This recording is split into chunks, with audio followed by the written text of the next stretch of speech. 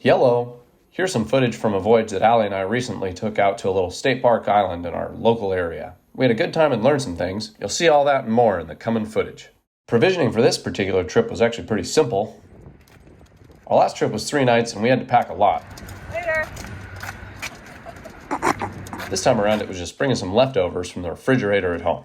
All the crumpled up fabric behind me is the bimini top. I try to take it off whenever I'm pulling out of the dock so I can have better visibility.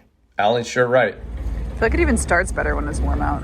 I insisted that I pull the boat out of the slip alone. I want to get the hang of doing it by myself in case of an emergency. It feels smart that one of us would be able to pull the boat into the slip without the other one's help. Eventually, Allie's going to learn how to do it without me. Conditions were pretty easy, so I nailed it. Allie and I got into some heady conversations about film photography and all that, but we were able to raise the main and unfurl the Genoa completely, and we were actually sailing at about 6 knots, which we were very pleased about. We turned the motor off, and we were under sail for over an hour. Full main in Genoa on a broad reach. Real fun point of sail and just a really nice cruise. Hello. Looking over at one of our favorite spots in town, Boston Harbor Marina. They've got some great live music in the summers. Excited to take our boat over there for the concerts. There's sun. Definitely soaking up the vitamin D. Kind of an interesting mix of rain and sun, but take what we can get. It was time to pull in the main because we were approaching the mooring buoy. We started up the motor, Allie turned us upwind, and I was able to take down the main and tie everything up myself. Definitely fun getting the hang of all this stuff. Every time we do it, it just becomes easier and easier.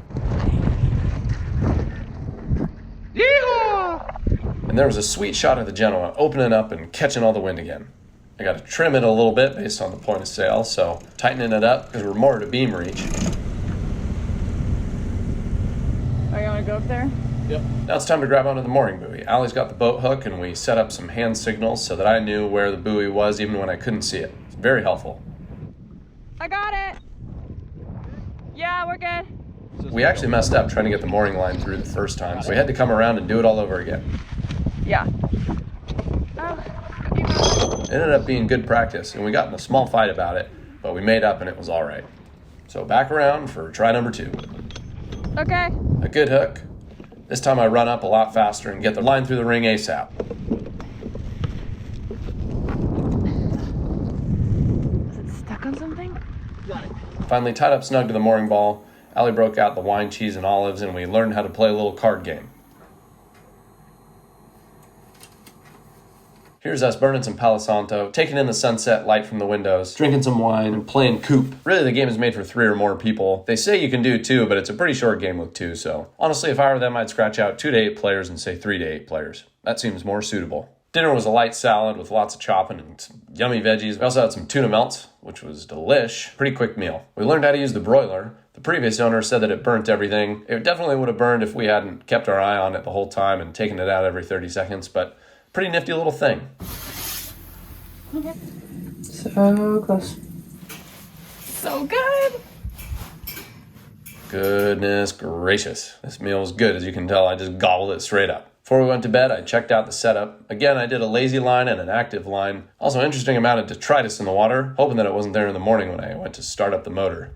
Funny little story. At 2 a.m., I woke up to the sound of our fireplace cooling off. You know that crackly metal sound when hot metal's cooling down. Turns out we ran out of propane. That meant no coffee, no toast, no eggs, and not a very happy Allie, or Sid for that matter. So I told Allie to stay in bed while I cleaned up the deck and motored us back to the nearest coffee shop.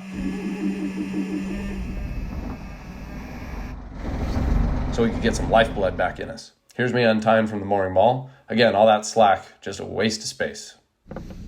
And we're free. Current's pushing us pretty strong closer to shore, so I jump back on the helm and give it some gas.